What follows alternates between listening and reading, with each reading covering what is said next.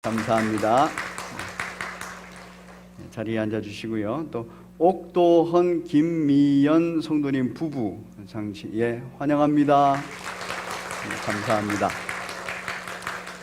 네, 오늘 새가족으로 등록하신 우리 교우들께서는 예배를 마친 후에 새가족실에서 저를 만나주시고 잠시 기도하고 그리고 교회를 잠시 소개하는 시간을 갖도록 하겠습니다.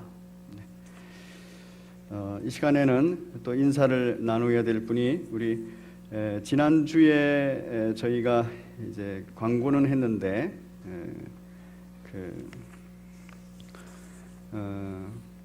고 이애녀 집사님 소천에 따른 장례 집례를 저희 교회가 했습니다. 그리고 오늘 그 가족들이 왔습니다. 우리 김희래 집사님 가족 같이 일어나 주시겠어요? 예. 저희가 함께 또 천국 소망을 나누어야 됩니다. 그리고 또 육체 이별에 대한 슬픔을 유가족들과 함께 또 나누어야 됩니다. 우리 함께 구원하신 하나님을 찬양하면서 또 우리를 구원하실 하나님을 또한 찬양하면서 우리 박수는 하지 않고 인사할 때 할렐루야로만 화답하시겠습니다. 인사해 주시기 바랍니다. 할렐루야. 네, 감사합니다. 자리에 앉아 주시고요. 계속해서 주보에 없는 중요한 광고를 또 한번 드리겠습니다. 지난 월요일과 화요일에 제75차 동서울노회 정기노회가 저희 교회에서 있었습니다. 화요일에는 정기노회의 임직 예배가 있었습니다. 그 임직 예배를 통해서 우리 교회에 목사님 2분과 강도사님 3분이 세워졌습니다. 목사님 2분이 안수를 받았고 강도사님 3분이 강도사 인허를 받았습니다. 그래서 이제부터는 목사님, 강도사님 이렇게 직분을 불러야 됩니다. 그렇게 부르기 위해서 한번 연습하겠습니다. 우리 주보 뒷면, 제일 뒷면을 한번 넘겨주시겠습니다. 섬기는 이들, 거기에 이제 직분이 박혀 있습니다. 조현기 목사님, 그다음에 서요한 강도사님 이렇게 읽으면서 한번 정리를 하겠습니다. 같이 읽겠습니다. 시작. 조현기 목사님, 서요한 강도사님, 박양숙 전도사님, 임승환 목사님, 김명혁 강도사님, 김원 강도사님, 서현 전도사님, 최수명 목사님 이렇게 섬기는 이들입니다. 여러분께서 이제 호칭에 주의하셔서 또 직분에 주의하셔서 함께 불러주시면 감사하겠습니다. 이와 더불어서 또 한번 다시 광고를 드리는 것은 이번 동서울 노회 때 저희 교회에서 피택된 장로 안수집사 권사님들이 임직 허락이 됐습니다. 그래서 11월 4일입니다. 이번 주 새생명 축제하고 그 다음 주입니다. 그래서 11월 4일 토요일 저희가 임직 예배를 드립니다. 위에서 기도해 주시고 그리고 임직 예배 때 우리 교회가 임직을 하는 거거든요. 그래서 우리 많은 성도들이 참여를 하셔야 됩니다. 그래서 여러분께서 이 시간 비워두시면 감사하겠습니다. 오늘 2부 예배가 끝나고 나면 곧바로 각 전도회 모임이 있습니다. 우리 여전도회 회원들께서는 빠짐없이 참여하셔서 함께 준비해 주시기를 바랍니다. 여전도회 회원들께서 이번 동서울노회에서도 많이 섬겨주셨고 그리고 이번 새생명 축제 때에도 많이 섬겨주셨습니다. 임직 예배 때에도 여전히 여전도회 회원들께서 많이 섬겨주셔야 됩니다. 함께 모이셔서 의논하시고 또 섬김의 길들을 찾으시기 바랍니다. 교육위원회 모임이 있습니다. 또 중요한 광고입니다. 임시교구장 회의가 오늘 오후 4시 15분에 본당에서 있습니다. 오후 예배 마치고 나서 바로 그 자리에서 있는 겁니다. 안건을 보시면 2018년 장년 공동체 교구 편성 준비의 건입니다. 그래서 2018년도에 더욱더 역동적인 교구를 편성하기 위해서 회의하고 그리고 준비를 하게 될 겁니다. 교구장님들께서는 빠짐없이 참여해 주시고 부부가 교구장으로 계시는 분들은 더욱이 부부가 다 참여해 주셔서 함께 듣고 함께 부부끼리 또 의논을 해 주셔야 됩니다. 참석해 주시기 바랍니다. 학습 세례 입교를 위한 교육 시작됩니다. 추수감사 주일 교구 찬양제 준비하고 있습니다. 또 참가 신청 받습니다. 참가 신청서를 내주시기 바랍니다. 점심 식사 때마다 이 조이풀 공동체 우리 어르신들 식사 자리를 미리 마련하고 있습니다. 우리 성도들께서는 미리 배려를 해주시면 감사하겠습니다. 성심 새생명 축제 오는 토요일에 있습니다. 말씀으로 섬기는 영적 지도자 모임이 매주 수요일 수요 예배 후에 있습니다. 순장, 교구장, 순장, 순모님들께서는 참여해 주시기 바랍니다. 네. 오늘 주께서 영의 양식으로 허락하여 주신 하나님의 말씀 함께 봉독하겠습니다. 하나님 말씀은 데살로니가 전서 5장 18절 말씀입니다. 한 절 말씀인데 우리가 함께 봉독하겠습니다. 시작. 범사에 감사하라. 이것이 그리스도 예수 안에서 너희를 향하신 하나님의 뜻이니라. 아멘. 한 번 더 읽겠습니다. 시작. 범사에 감사하라. 이것이 그리스도 예수 안에서 너희를 향하신 하나님의 뜻이니라. 아멘. 우리 제목 같이 읽겠습니다. 시작. 감사는 생명을 살리는 능력입니다. 아멘. 오늘 본문은 이렇게 시작합니다. 범사에 감사하라. 그리고 그 결론은 하나님의 뜻이다. 이렇게 말합니다. 그런데 여기에서 우리가 주의 깊게 봐야 될 단어가 또 하나가 있습니다. 해석하기가 쉽지 않은 단어인데 어떤 단어냐면은 이것이라는 단어입니다. 범사에 감사하라. 이것이 하나님의 뜻이다. 이렇게 되어 있습니다. 왜 이게 쉽지 않은 번역인가 하면은 이것이가 지시하는 게 뭔지가 분명하지 않아서 그렇습니다. 지금 16절부터 시작되는 항상 기뻐하라, 쉬지 말고 기도하라, 범사에 감사하라. 이거는 하나의 그룹입니다. 어떤 그룹이냐면 신앙생활을 복되게 하는 태도에 관해서요. 그래서 기뻐하는 감정의 태도, 또 기도하는 태도, 감사하는 태도를 가져라 하는 것이에요. 그러면 여기서 하나님의 뜻이 강하게 강조되는 것이 뭐냐 하는 거예요.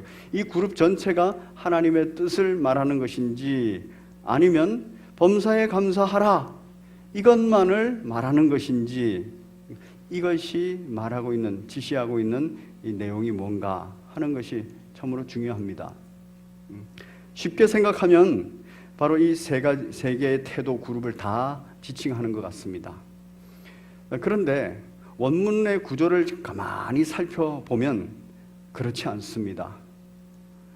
그리고 이것에 대해서 더 확증할 수 있는 것은 여러 주석가들이 있어요. 역사 속에서 훌륭한 주석가들의 주석을 보면 이것이 뭘 말하는가 하는 것을 아주 정확하게 나와 있어요.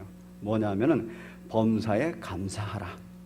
그것만을 딱 지시하고 있습니다.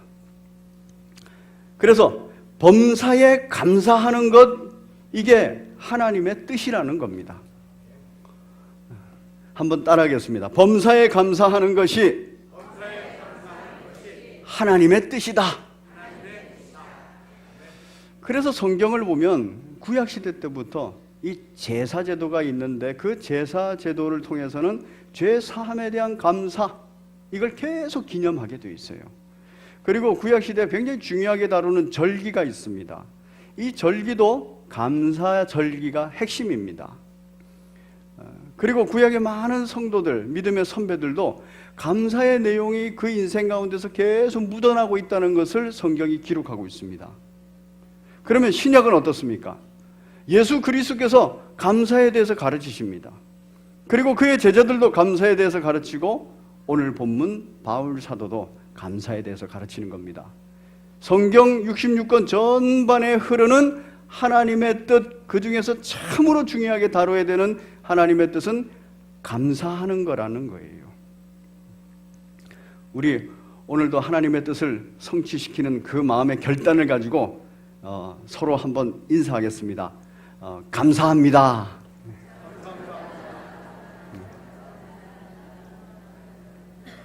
이제 오늘 하루 중에도 우리가 감사하는 삶을 살아버리면 하나님의 뜻을 성취하는 겁니다.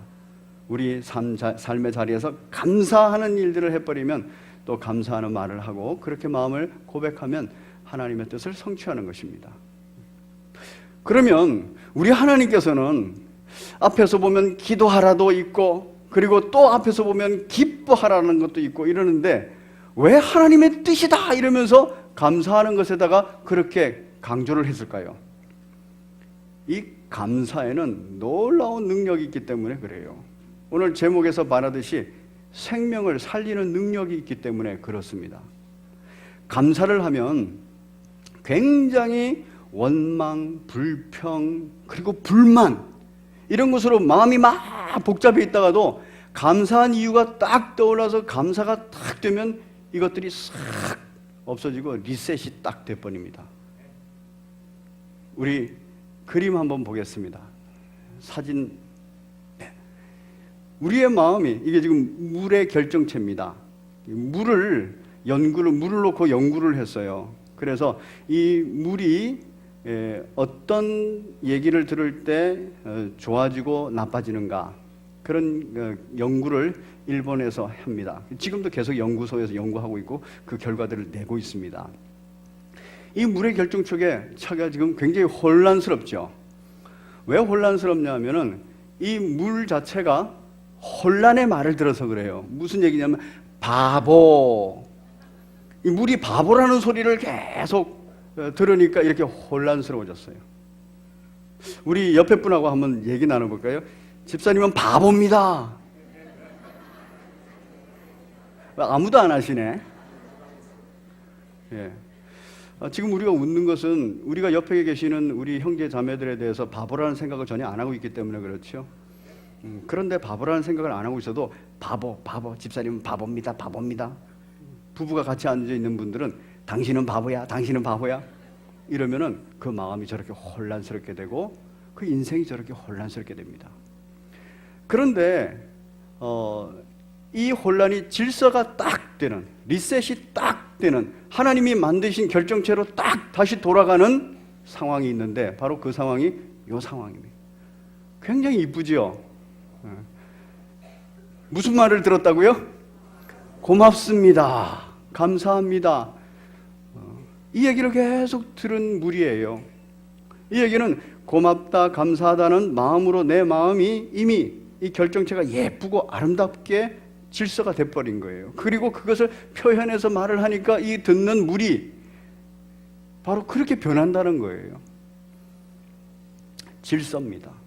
우리 하나님께서는 물도 만드시고 우리 인생도 만드시고 모든 피조세계를 만드셨습니다.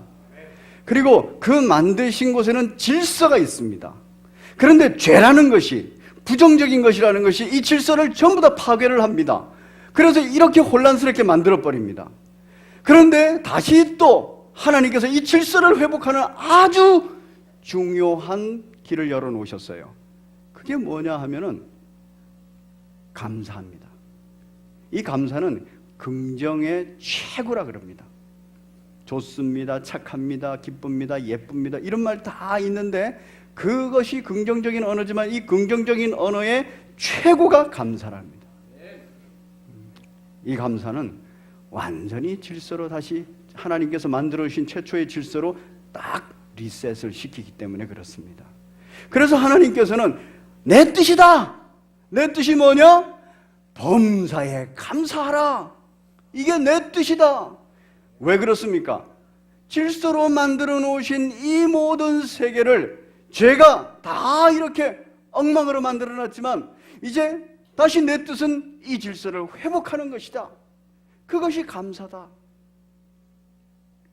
우리 한번 인사해 보겠습니다. 이번에는 감사합니다. 집사님 감사합니다. 이렇게 인사하겠습니다.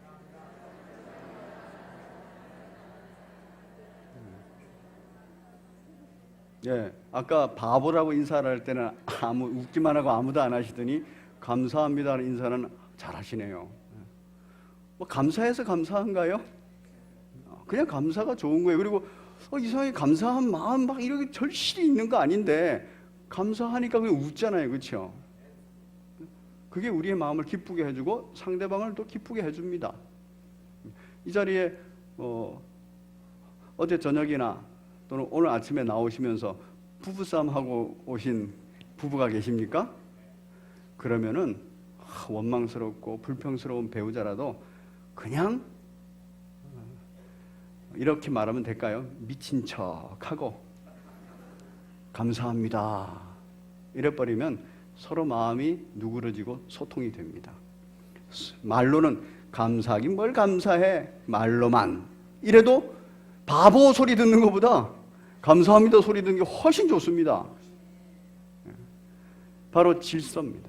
그래서 하나님의 뜻이다 이러면서 감사하라. 가장 좋은 건 뭡니까? 범분사. 어떤 일에만 감사하는 게 아니고 범사에 감사하라. 그러면 바로 이 모든 질서가 그 안에서 회복이 되는 겁니다. 세상 사람들도 이 법을 알아요. 세상의 사람들도 느낌이 옵니다. 어떤 느낌이 오냐면은 막 어려운 일이 있고 힘든 일이 있을 때 감사한 일이 딱 생기면 그것이 싹 사라지고 정리가 돼요. 안정이 됩니다. 제가 아는 어떤 집사님 남편이 명퇴를 하게 됐어요. 50대 초반에 40대 후반 50대 초반 정도 됐는데 그 50대 초반에 명퇴를 했어요. 명퇴를 했는데 조건이 좋은 명퇴를 한 게 아니라 그냥 밀려난 겁니다. 그러니까 그렇게 밀려나 버리니까 그 여자 집사님이 마음이 막 힘든 거예요.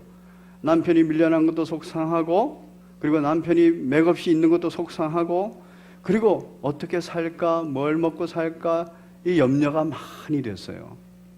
염려가 딱 되는 마음은 이 마음입니다.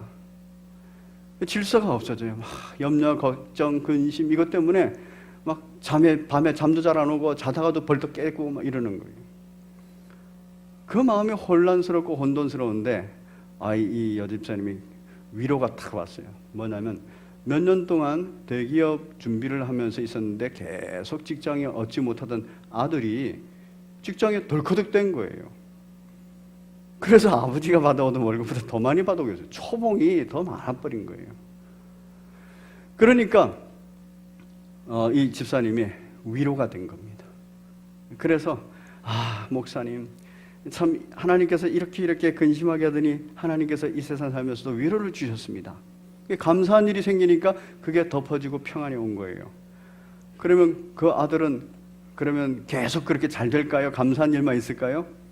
그 아들이 직장을 한 3, 4개월 이렇게 다니더니 막 죽겠다는 거예요. 그만두겠다는 거예요. 왜? 여러분 대기업이라는 게 그렇지 않습니까? 월급 주는 거에 10배는 뽑아내는 곳이 대기업입니다. 이거 굉장히 힘든 거예요. 고통스럽고. 이렇게 내가 일할 바에는 나가서 막노동을 하면 더 벌겠다. 그런 생각이 드는 거예요. 유혹이거든요. 그러니까 아들이 너무 힘들어하니까 엄마의 마음이 또 막 벌렁벌렁 그리고 무슨 뭐 때문에 벌렁거릴까요? 저 아들이 직장을 그만둬버리면 어떡하나? 아이고 저 아들이 계속 다니다가 저렇게 고생하고 고통할 텐데 이런 마음의 근심이 떠나지를 않는 겁니다. 이런 얘기 있지 않습니까? 인생지사 세옹지마. 세옹지마라는 것은 변방의 노인의 말이라는 뜻이죠. 그렇죠? 그래가지고 새가 변방새입니다. 그래서 변방에 중국의 변방에 노인네가 살고 있었는데 이 노인네 집에 말이 한 마리 있었어요. 아주 좋은 말이. 근데 어느 날 이 말이 집을 나가버렸습니다. 그러니까 막 집안에 걱정이 막 심한 거예요. 아이고 이거 귀한 말을 놓쳤다. 그러는 중인데 근심하고 염려하고 있는데 이 나갔던 말이 돌아오면서 다른 야생말을 하나 또 데리고 들어온 거예요. 그러니까 와 하면서 감사로 싹 그게 다 덮여졌습니다. 그럼 이거 계속 감사한 일만 생겨야 될 거 아닙니까? 근데 이 야생마를 이제 길들이려고 아들이 길을 들이고 있었어요. 근데 이 야생마가 보통이라 아니죠. 그래가지고 이 아들이 말에서 떨어져가지고 다리가 부지러져 버렸어요. 근데 부러졌다가 다시 붙어버리면 괜찮은데 이게 절름발이가 돼버렸습니다. 그러니까 이게 노인네 마음이 얼마나 염려가 되고 근심이 되겠어요. 집안이 전부 다 우울합니다. 이 귀한 아들이 다리가 부러졌어요. 그러고 있는 중인데 이 나라에 전쟁이 터져버렸어요. 변방에 있으니까 바로 착출돼서 이 젊은이들이 나가는 겁니다. 이 아들도 그 군대 대상이에요. 그런데 이 절름발이 다리를 절고 있으니까 군대에 징집이 안 됐습니다. 그 변방에 나간 젊은이들 다 죽었어요. 이 아들만 살아남았습니다. 그래서 그 아들이 살아남았다는 것으로 하고선 그 절름발이가 된 아들에 대한 염려, 근심, 걱정 이런 것들이 위로가 되고 평안을 얻었다는 거예요. 그러면 그대로 계속 갔을까요? 그러면 세옹지마가 아니죠. 인생사는 화가 있고, 그러니까 불행이 있고 또 행복한 것이 있고, 불만적 요소가 있다가 또 감사한 요소로, 감사한 요소가 또 불만의 요소로 이렇게 바뀌는 거예요. 여기서 발견할 수 있는 건 뭐냐면, 감사는 불행이라는 것, 불만이라는 것, 이런 것을 다 리셋하는 작용이 있구나. 그런데 뭐는 안 된다고요? 영원하지는 않다는 거예요. 인생사가, 이 땅에서 인생사는 세옹지마라서 자꾸 바뀌는 거예요. 그러면 그것으로 항상 리셋되는 건 불가능하다는 겁니다. 그러나 감사하는 것은 하나님의 뜻이에요. 그래야 이렇게 안 넘어가네, 그렇죠? 예. 이렇게 리셋이 되기 때문에 그렇습니다. 아름답습니다. 그러면은 이제 어떻게 리셋돼 갈 것인가? 변하지 않는 것, 항상 리셋된 상태, 항상 감사한 것을 찾아야 되겠죠. 매튜 헨리라는 주석가가 있습니다. 이 주석가는 청교도인데 그 중에 아주 대표적인 지도자요 주석가입니다. 17세기 청교도들과 개혁주의자들에 의해서 그 종교가 굉장히 개혁이 됐어요. 그리고 그 17세기 후반, 18세기 초반 이때 이제 이 매튜 헨리가 등장을 했는데, 이 매튜 헨리가 굉장한 은혜를 받고 하나님 앞에서 그러한 구원에 대해서 그리고 말씀에 대해서 딱 그 주석할 수 있는 은혜를 받았습니다. 매튜 헨리가 어느 날 밤에 집에 돌아오고 있었습니다.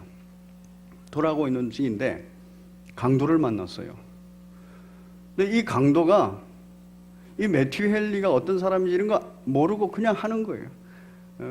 그 목사니까 멀쩡한 옷을 입고 있고 또 멀쩡하게 다 걸어가는 거 깔끔해 보이니까 돈이나 있는가 싶어서 이 강도가 딱 와가지고 바로 두들겨 패버렸어요.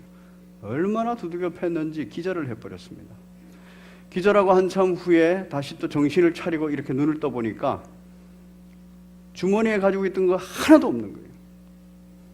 그리고 입고 있던 외투까지도 다 벗어서 가져가 버렸어요. 거의 속옷바람으로 남았습니다. 그런데 몸을 움직이니까 안 아픈 데가 없어요. 그리고 몸은 피투성이가 됐습니다. 급하게 일어나서 몸을 막 일단 추스린 다음에 집으로 돌아왔습니다. 문을 딱 여니까 온 가족이 깜짝 놀라는 거예요. 무슨 일이냐. 아무 소리 안 하고 매튜 헨리가 서재로 들어갔습니다. 그리고 무릎을 탁 꿇고 감사합니다. 뭐가 감사한가?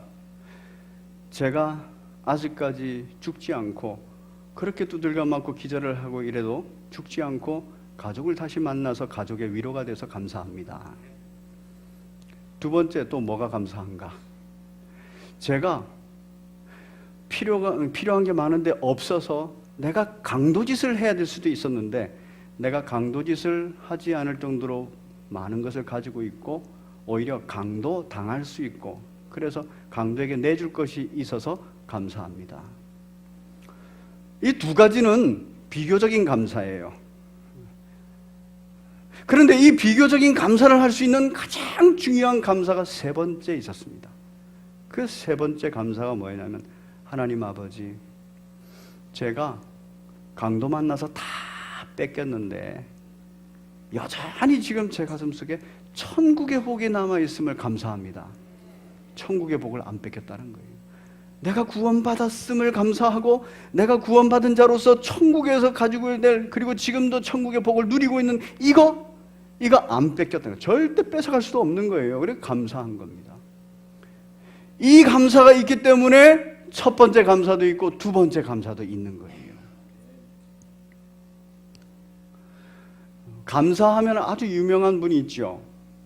감사하면은 아주 유명한 우리나라 믿음의 선배 있습니다. 사랑의 원자탄 손양원 목사님이에요. 손양원 목사님이 사랑의 원자탄이라는 아름다운 저 결정체, 믿음의 결정체를 우리들에게 보여줄 수 있는 것은 바로 굉장히 큰 감사 때문에 그래요. 죽음을 맞이하고 이별의 순간에 가장 큰 아픔이 있는 이별은 바로 자식을 보내는 것이라 그럽니다. 그래서 자식을 먼저 보냈을 때 가슴에 그러니까 가슴에 이렇게 묻어둔다 그러죠. 그리고 부모보다 먼저 죽는 자식이 가장 불효자라고 이렇게 얘기를 합니다. 그만큼 어려운 거예요. 그런데 손양원 목사님은 아들 둘을 공산주의자한테 잃었습니다. 그런데 그 장례식에서 그 마음이 어떻겠습니까? 손양원 목사님의 마음이 이 혼란, 이렇게 막 혼란스러웠을 거예요. 갈등이 있고. 근데 이 마음이 싹 리셋이 됐어요. 왜? 감사한 이유를 발견했거든요. 하나님의 특별한 은혜를 막 부어주셔가지고 감사를 깨달아 버렸어요. 그래서 그 장례식장에서 9가지 감사를 하고 하나님 앞에 영광을 돌렸습니다. 그 장례식장에 참여한 모든 이들, 그리고 그 이후에 오늘날에 이르기까지 우리들까지도 그 손양원 목사님의 감사에 대해서 우리가 회자하고 있지 않습니까? 이 아름다운 결정체입니다. 손양원 목사님은 그 이후에 아들을 둘 잃고도 하나님을 원망하지 않았어요. 내 아들을 왜 데려가셨습니까? 금쪽 같은 아들을 왜 데려가셨습니까? 예수님도 잘 믿고 앞으로 장래도 촉망한 아들인데 하나님 일도 많이 할 아들인데 왜 벌써 데려갔습니까? 원망하지 않았어요. 불평하지 않았어요. 처음에는 원망과 불평이 있었을 수도 있습니다. 그런데 감사가 딱 들어오는 바람에 원망, 불평으로 주저앉지 않고 다시 싹 아름답게 리셋돼가지고 손양원 목사님은 이전보다도 더 폭발적인 사역을 했습니다. 그래서 사랑의 원자탄이 돼버린 겁니다. 감사는 모든 혼란을 싹 리셋시키고 아름다운 결정체로 드러나게 합니다. 그래서 감사하는 거예요. 성경에서 이 감사에 대해서 찬양하는 분들이 많습니다. 그 중에서 사울에게 쫓겨서 도망가 있는 다윗이 있습니다. 이 다윗이 이 사울에게 쫓기다 해가지고 짐승이 사는 굴속으로 도망갔어요. 그 짐승이 사는 굴속에 딱 도망갔는데 그 도망가서 숨어 있으니까 이 사울이 그 굴속에 들어왔어요.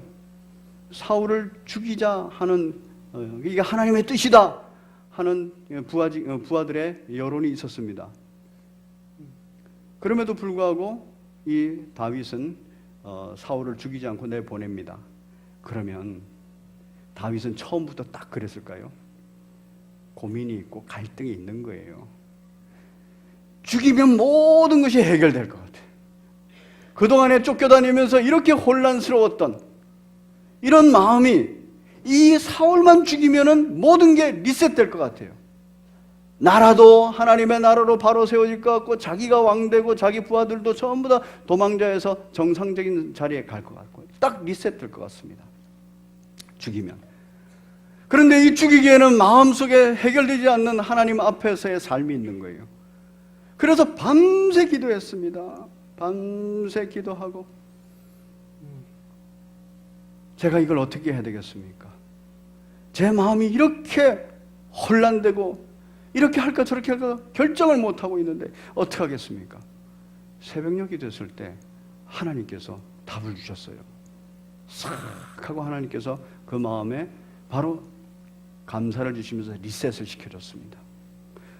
그리고 나서 이때 이 배경으로 지은 시가 시편 57편입니다. 우리 57편 같이 한번 보겠습니다. 시편 57편입니다.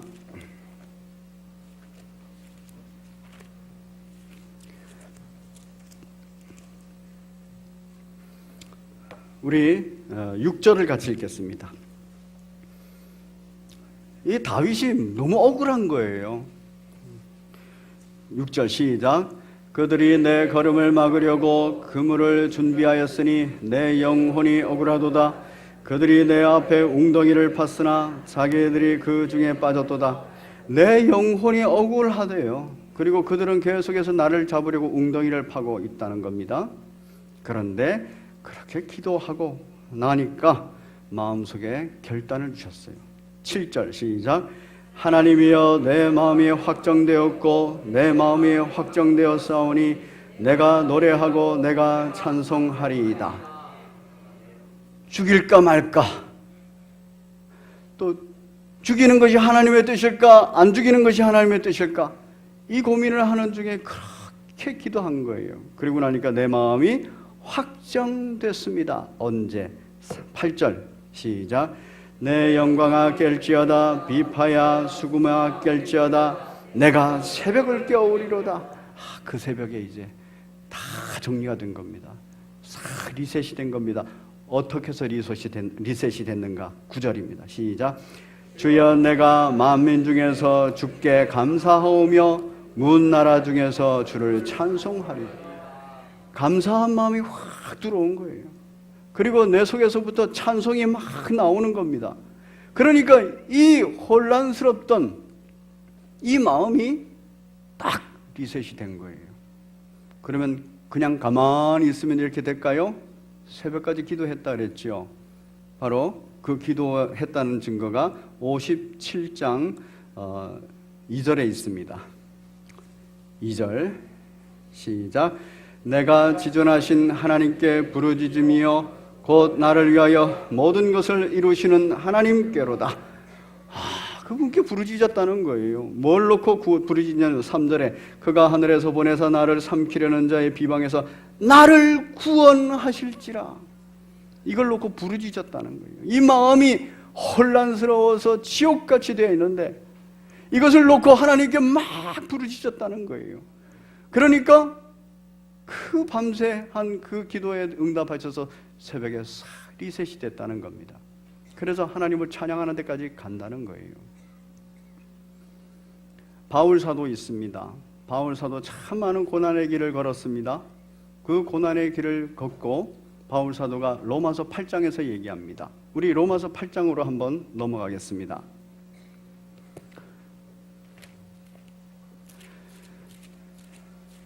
로마서 8장에 보면 바울사도가 겪는 어려움, 우리가 겪는 어려움이 어떤 것인가 나와 있어요. 8장 36절입니다. 시작. 다시 8장 로마서 8장 36절입니다. 시작.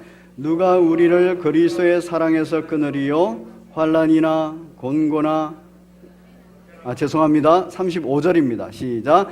누가 우리를 그리스도의 끊으리요? 환난이나 곤고나 박해나 기근이나 적신이나 위험이나 칼이랴. 그리고 36절을 보면 도살당할 양같이 죽음을 앞둔 그러한 상황이에요. 죽음을 바로 눈앞에 보고 있는 그 상황이면 얼마나 혼란스럽겠습니까? 고난과 환난 속에서 얼마나 마음이 혼란스럽겠습니까? 그런데 어떤 마음이 내 안에 싹 들어오냐면 하나님이 여전히 나를 사랑하신다. 나와 함께 하신다. 하나님의 사랑에서 이것들이 끊을 수 없다. 이것이 싹 들어오면서 하나님께 감사하는 거예요. 감사하니까 싹 리셋이 돼서 이 고백을 하는 겁니다. 우리 37절 같이 읽겠습니다. 시작. 그러나 이 모든 일에 우리를 사랑하시는 이로 말미암아 우리가 넉넉히 이기느니라. 39절 끝에 우리는 같이 읽습니다. 시작. 우리 주 그리스도 예수 안에 있는 하나님의 사랑에서 끊을 수 없으리라. 이 부분이 응답으로 들어오는 거예요. 성령 안에서 응답으로 들어오니까 싹 이렇게 리셋이 되는 겁니다. 이거를 경험한 바울입니다. 바울입니다. 그렇기 때문에 오늘 데살로니가 전서 5장 18절에서 감사하라는 거예요. 어떤 때도 고난과 환난 가운데서 도살할 양같이 죽음을 앞둔 자리에서도 범사에 감사할 수 있다는 겁니다. 무엇 때문에? 하나님의 사랑에서 나는 끊어지지 않기 때문에, 하나님의 구원에서 나는 끊어지지 않기 때문에, 하나님이 주신 천국의 복에서 나는 끊어지지 않기 때문에 내가 강도를 만나서 외투를 잃어버리고, 내가 강도를 만나서 돈을 잃어버리고, 내가 강도를 만나서 어마어마한 상해를 입었다 해도 범사에 감사할 수 있다는 것입니다. 범사에 감사하기 위해서 어떤 태도를 가져야 됩니까? 우리 데살로니가 전서 다시 넘어가겠습니다. 오늘 본문입니다. 범사에 감사한 것이 하나님의 뜻인데, 이 뜻대로 되는 것이 나에게 가장 좋은데, 범사에 감사하기 위해서 바로 17절에 어떻게 해야 된다 그럽니까? 쉬지 말고 기도하라. 여러분, 사울에게 쫓기던 다윗도 쉬지 않고 기도했습니다. 참으로 고난 가운데 있었던 바울도 쉬지 않고 기도하는 가운데 있었습니다. 그때 비로소 우리는 천국의 복을 정확하게 보고 천국의 복을 정확하게 받아 누리면서 이 세상이 빼앗아가는 것에 대해서 항상 자유로울 수 있는 겁니다. 범사에 감사할 수 있는 것입니다. 여러분, 범사에 감사할 때 정말 큰 유익이 있습니다. 혼란이 리셋으로 되어집니다. 그런데 마음을 담아서 감사하는 것이 가장 좋지 않겠습니까? 그런데 마음을 담아서 감사하는 것, 기도하면 그 은혜를 주신다는데 이거 하루 이틀 기도해가지고 되는 것도 아니고, 그리고 한 달을 기도했는데도 안 됩니다. 1년을 기도했는데도 안 됩니다. 마음을 담아서 기도하는 거 안 되니까 그때까지 그냥 막연히 기다려야 되는가요? 하나님께서 그렇게 말하지 않습니다. 말로라도 감사하라. 그러면서 우리들에게 말의 능력을 주셨어요. 이건 일반 사람들도 다 아는 겁니다. 말에는 능력이 있다. 그래서 마음이 없어도 하나님의 뜻대로 내가 감사하겠다 하면서 감사하기 시작하면 이게 리셋이 일어나기 시작하는 거예요.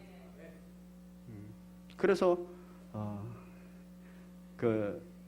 일본에서는 저런 아까 물에 대한 실험을 했고, 우리나라에서는 그 실험들을 받아서 실제로 한번 또 테스트를 해봤습니다. 말이 어떤 힘을 갖는가. 마음이 없어도 그리고 옆에 앉아 계신 분들이 꼴 보기 싫은 내 형제 자매, 여기 교회 형제 자매일 수도 있습니다. 그런데 마음이 없어도 말로 감사합니다, 고맙습니다 할 때 실제로 내 마음도 리셋되고 상대방도 리셋된다는 겁니다. 아름다워지는 거예요. 우리는 흔히 마음이 없는데 말로 그렇게 하는 거 위선이다 이렇게 말하는데 그거 아니에요. 하나님의 뜻입니다. 우리 인생이 마음에 들 때 감사하고 마음이 없을 때 감사 안 하고 이러면 언제 감사하겠습니까? 평생 감사 못합니다. 하나님의 뜻이에요.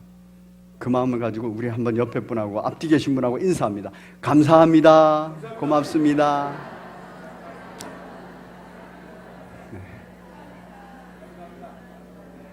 자, 특히 부부들은 좀 열심히 좀 해주세요. 평소 때도 많이 해주세요. 그렇게 해주실 때 놀랍게도 나도 리셋이 되고 상대방도 리셋이 됩니다. 자녀들에게도요, 언제나 자녀는 부모들이 볼 때는 어리고 불만스럽습니다. 부족해 보입니다. 그런데 자녀들에 대해서도 고맙다, 감사하다, 참 잘하고 있다, 애쓰고 있구나 이렇게 해주면 내가 자녀들에 대한 마음이 리셋이 돼요. 그리고 그 얘기를 듣는 자녀도 리셋이 되는 거예요. 우리 하나님의 뜻입니다. 우리 하나님께서 그래서 범사에 감사하라. 마음이 있어서 감사하면 최고고, 마음이 없어도 감사하다라고 표현하면은 내가 마음이 생기고 그리고 상대방이 마음이 생긴다는 거예요. 오늘 1부 예배 끝나고 나서 제가 숙제를 다 드렸습니다. 오늘 주일인데 오늘 하루 동안에 감사합니다, 고맙습니다 이거 50번씩 하라 그랬어요. 자, 50번씩 할 수 있을까요? 오늘 하루만에요. 그렇죠? 우리 장로님들은 바로 그냥 나가실 때 인사하니까 전부 다 50번 다 했다 그러시더라고요. 나가시면서도 그냥 휙 하고 가지 마시고 감사합니다 이러고선 장로님들하고 눈 마주치고 이렇게 가십시오. 그러면은 1부 예배 끝나고 교회가 막 환해졌어요. 그 자체가. 여러분, 말에 힘이 있습니다. 그리고 실제 우리 마음은 리셋이 돼야 됩니다. 이 혼란에서 이렇게 아름답게 바뀌어야 됩니다. 그래서 우리 하나님의 뜻, 이것 범사에 감사하라. 할렐루야. 하나님께서 주신 이 지혜를 우리가 소중한 지혜로 여기시고 항상 여러분의 삶의 자리에서 감사하시는 복된 여러분 되시기를 바랍니다. 제가 한 곳 읽고 마치겠습니다. 자, 우리 같이 한번 보이는가요? 예, 같이 읽겠습니다. 시작. 나는 나를 사랑합니다. 나는 당신을 사랑합니다. 나는 이 우주를 사랑합니다. 감사합니다. 감사합니다. 제가 그냥 인터넷에 찾다 보니까 나는 이 우주를 이렇게 말하는데 결국 이게 뭐겠어요? 나는 하나님을 사랑합니다. 감사합니다. 감사합니다. 감사하시는 복된 여러분 되시기를 바랍니다. 우리 함께 찬송가 310장 가사를 생각하시면서 찬양 올리겠습니다. 310장 정말